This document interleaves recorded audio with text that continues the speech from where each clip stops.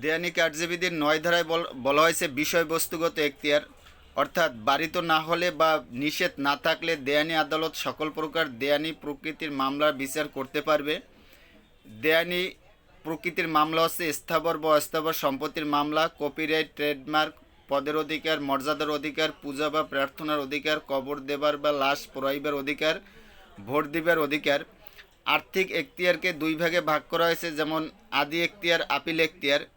তো আদি এখতিয়ার বলতে কোন আদালত কত টাকা মূল্যমানের মামলা গ্রহণ করতে পারবে এবং বিচার করতে পারবে তা আদি এখতিয়ার দ্বারা নির্ধারিত হয়। আর আপিল এখতিয়ার বলা হয়েছে কোন আদালত কত টাকা মূল্যমানের আপিল গ্রহণ বা নিষ্পত্তি করতে পারবে তা আপিল এখতিয়ার দ্বারা নির্ধারিত হয়। তো যে এখানে ইম্পর্টেন্ট ৯ ধারার যে এমসিকিউ রয়েছে এখানে দেয়া হয়ে গিয়েছে। যেমন একটি এমসিকিউ দেয়ানি ৮৪ নম্বরে, দেয়ানি কার্যবিধি কত ধারায় দেয়ানি মামলা বিষয়ে দেয়ানি আদালতগুলিকে সাধারণ এখতিয়ার দেওয়া হয়েছে? অ্যান্সার হচ্ছে খ, ৯ ধারায়।